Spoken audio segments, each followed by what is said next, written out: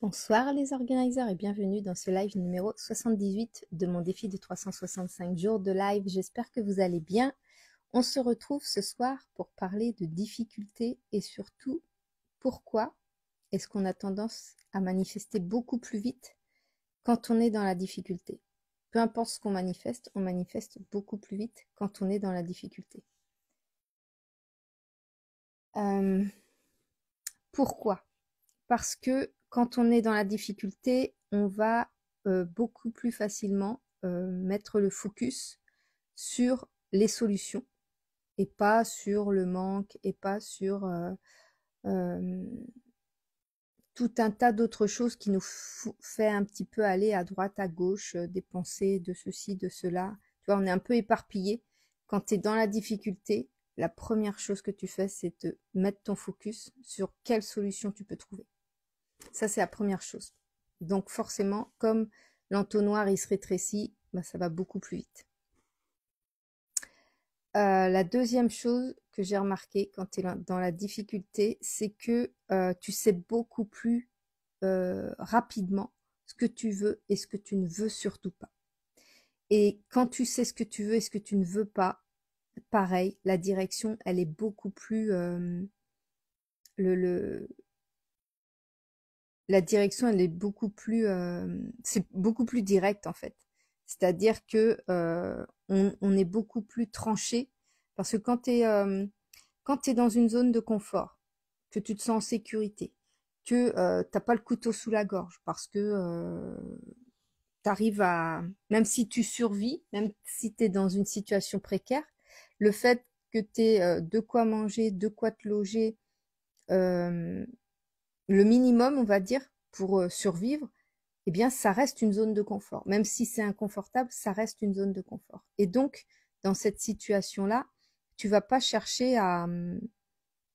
Enfin, tu vas te poser plein de questions et tu vas te dire, est-ce que j'essaierai ça, mais je sais pas trop.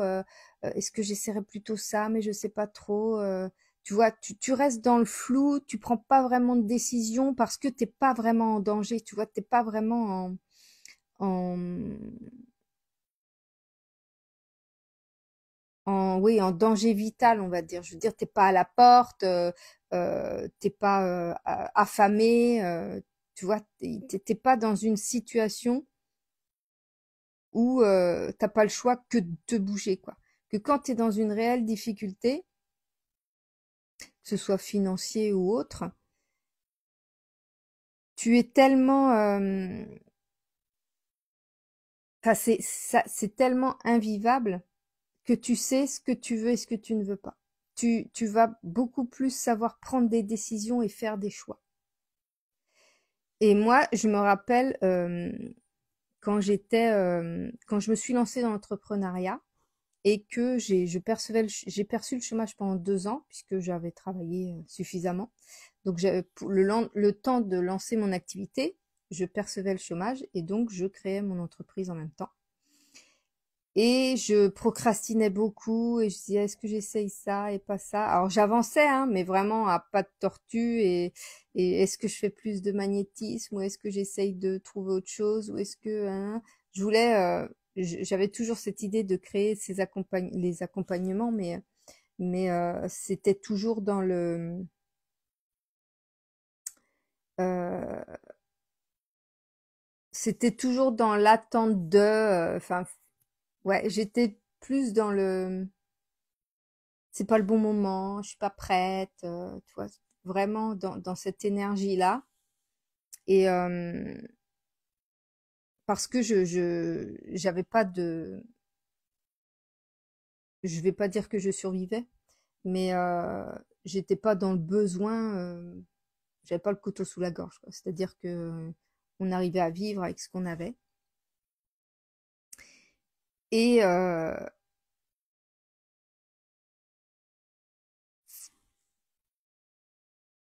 et en fait, quand j'ai terminé mon chômage, j'avais pas mon activité, celle que je voulais n'était pas lancée. Le magnétisme ne me rapportait pas assez. Et je me dis, bah, je suis incapable, avec 1 500 € de moins par mois, je suis incapable de de vivre correctement. Je dis déjà, c'était juste avec le chômage, donc là, c'est impossible. Et là, il y a quelque chose qui a changé dans mon esprit et je me suis dit, il est hors de question que je retourne dans le salariat. J'en étais malade rien qu'à l'idée de retourner, même en intérim, même en CDD, même le salariat tout court dans sa globalité, c'était impossible pour moi d'y retourner. Et ça, c'était ma limite. C'était vraiment sûr comme, je sais pas comment expliquer cette sensation de certitude que c'était impossible pour moi de retourner dans le salariat. Pourtant, j'ai pas de solution. J'ai pas de solution. Mes accompagnements sont loin d'être opérationnels. Je vois pas comment je peux gagner de l'argent. Le magnétisme, malgré toutes les publicités que j'ai fait, le bouche à oreille, je dis ça fonctionne pas. Je vois pas ce que je peux faire, mais je ne peux pas retourner dans le salariat. Et j'étais dans cette énergie-là que mon focus était de rester absolument indépendante. Alors que j'avais pas de solution, aucune solution. Et c'est à ce moment-là, pourquoi est-ce que c'est à ce moment-là que un mois avant le point final où je ne pouvais pas rester dans cette situation-là, parce que j'aurais plus eu d'économie, j'aurais plus rien eu. C'est à ce moment-là que j'ai eu ce message où on m'a proposé cette mission freelance et qui comblait complètement la somme que je percevais au chômage. Et ça a été incroyable en fait. À partir du moment où j'ai été dans une grosse difficulté, où je voyais pas d'issue, hein. J'avais pas d'issue, j'avais rien, j'avais pas d'issue, mais j'étais convaincue que c'était impossible pour moi de retourner dans le salariat. Donc, je cherchais ou je cherchais pas, j'avais pas d'issue, je savais pas quoi faire. Je savais pas quoi faire. Et c'est à ce moment-là que les énergies se sont rassemblés et on m'a envoyé mes anciens collègues là qui avaient besoin de quelqu'un. Et à chaque fois que j'ai été dans cet état d'esprit-là, j'ai manifesté directement. À chaque fois que je me suis sentie le couteau sous la gorge, j'ai manifesté directement. Quand on était dans notre maison, la première maison qu'on a achetée, c'était une longère à rénover. On s'est endetté, c'était une catastrophe. On était à à l'époque, c'était moins 10 000 francs de découvert par mois. Et donc ça faisait à peu près moins 1 500 € tous les mois. J'avais demandé un découvert exceptionnel à la banque en leur disant qu'on vendait la maison, qu'on faisait ce qu'on pouvait, etc. Donc ils avaient été très compréhensifs. On a été 2 ans comme ça, en grosse galère financière. Et elle se vendait pas, cette maison, elle ne se vendait pas. Et après, j'ai compris qu'en fait, on était attaché à cette maison et que inconsciemment, on ne désirait pas la vendre. On aurait voulu la garder, cette maison. Mais on a essayé de trouver tout un tas de moyens de la garder. On ne trouvait pas de moyens de la garder. Et après, on avait mis un prix exorbitant à la vente sur les conseils d'un agent immobilier. Et puis finalement, c'était pas du tout, comment dire, le marché immobilier était plus du tout le même et donc elle se vendait pas, on n'avait pas de visite, pour ainsi dire, très peu de visites. Et là, je me suis détachée complètement de cet attachement que j'avais à cette maison.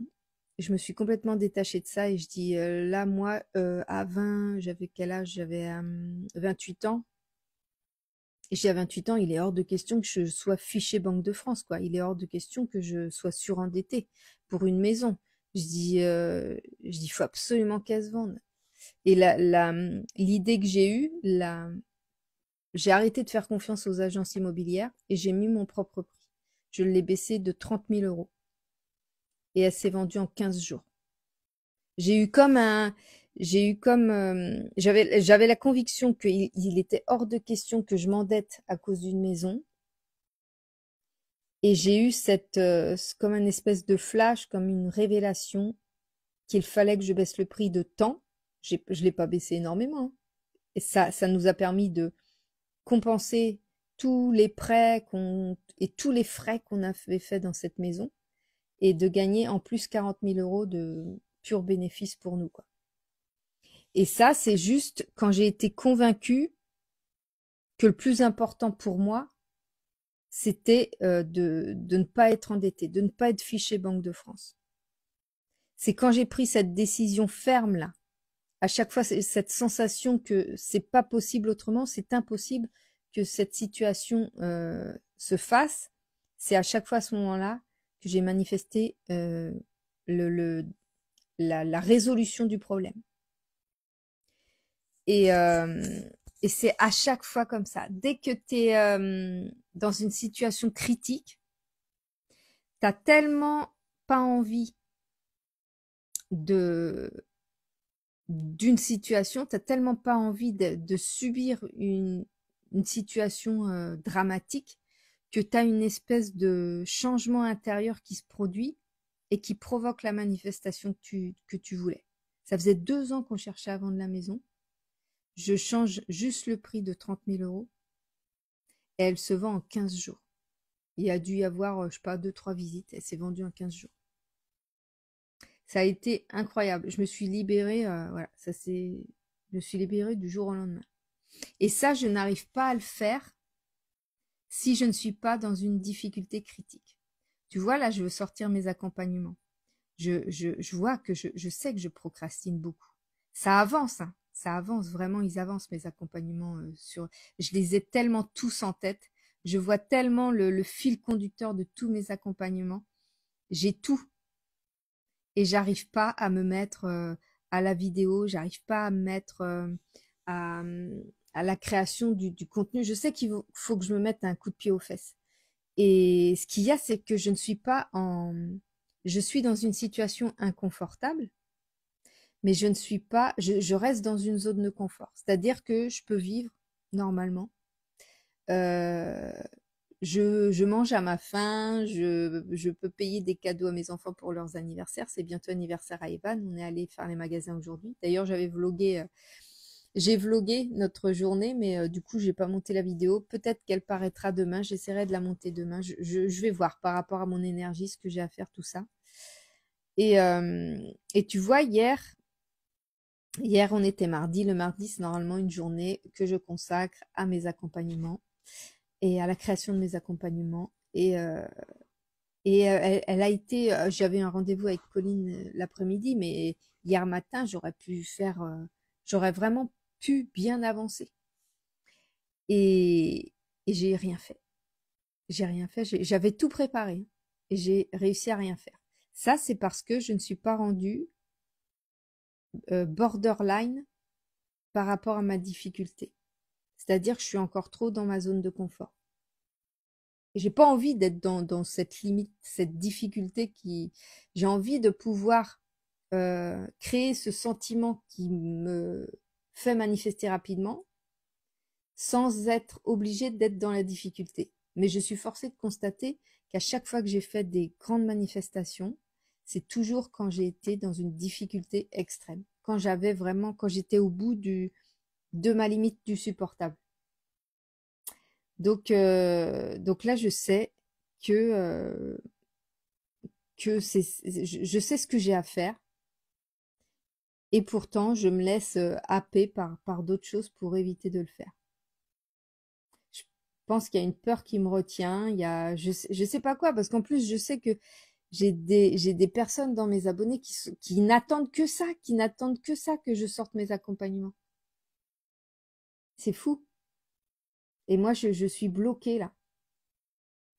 Et je pense que c'est parce que je sors pas assez de ma zone de confort et que je suis trop dans le confort. Ouais. Pourtant, elle est pas idéale ma situation, mais elle n'est pas encore assez difficile pour que j'ai ce déclic-là.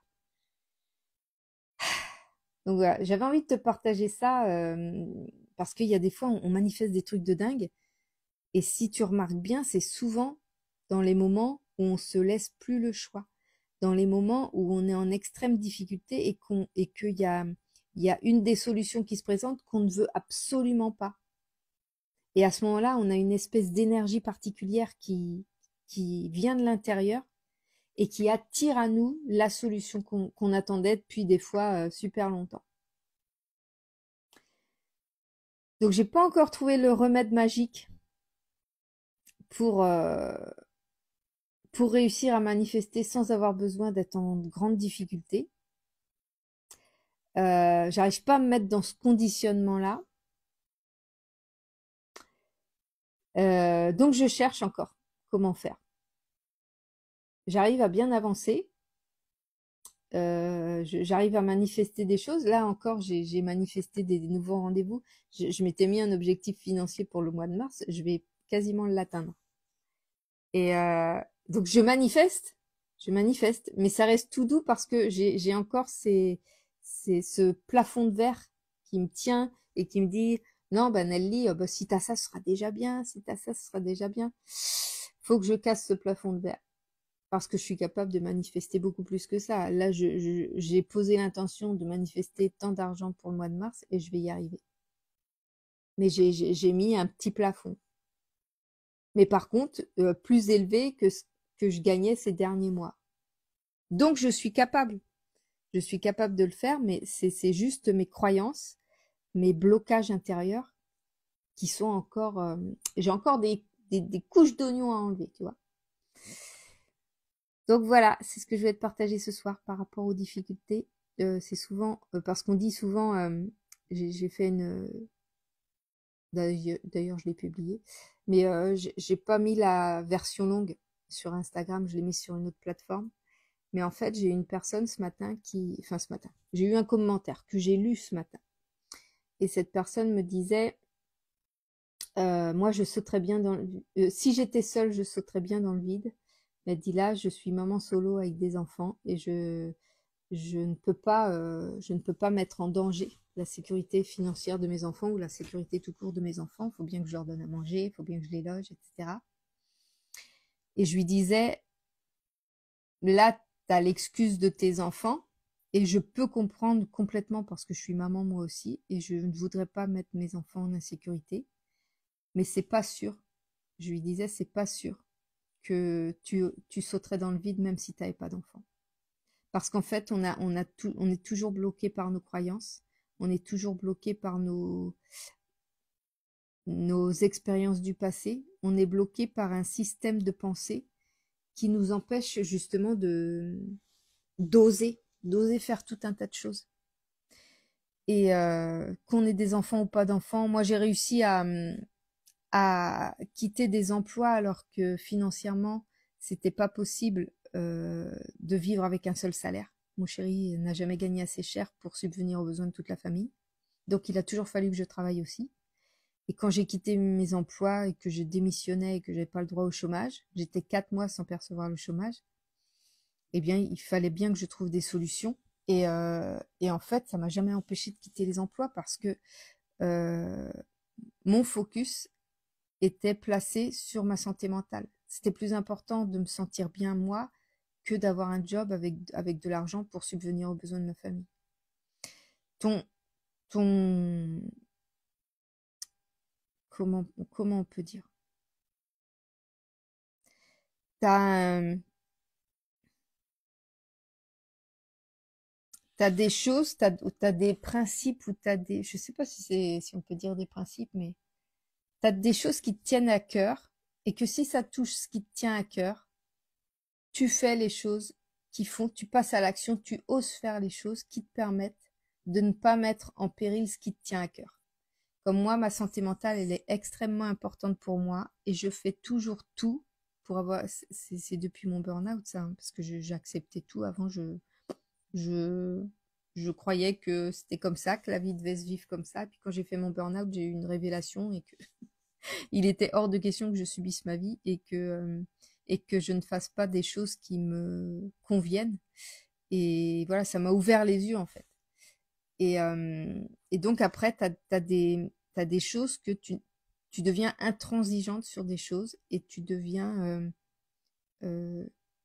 tu poses des limites sur des choses. Et c'est en posant ces limites et en osant faire autrement que, que tu manifestes vraiment une vie alignée à qui tu es en fait. Et au fur et à mesure de ton chemin, Donc là, moi, j'avais eu mon gros, j'avais eu mon burn-out, donc c'était un gros truc. Et ça a déjà, j'ai déjà monté un palier, un gros palier. Donc difficulté, hop, je monte un palier parce que je pose mes limites et qu'il est hors de question que certaines choses recommencent. Et une fois que tu as passé le palier, ben, tu as plein de petites couches d'oignons que tu enlèves au fur et à mesure, pour passer le palier suivant. Ça fonctionne comme ça, en fait. Donc c'est un travail de toute une vie, c'est une progression de toute une vie, c'est une évolution de toute une vie. Et si tu ne fais pas ce travail-là, bah tu passes toute ta vie à côté de ta vie, en fait. Tu crois toute ta vie que t'as pas le choix. Tu crois toute ta vie que tu es une victime. Tu crois toute ta vie que tu n'as aucune responsabilité sur ce qui t'arrive. Donc voilà, c'est ce que je vais te partager ce soir. J'espère que ce petit live va pouvoir t'inspirer. Et bah, je te souhaite une bonne soirée, une bonne nuit. Je te dis à demain pour le prochain live. Salut!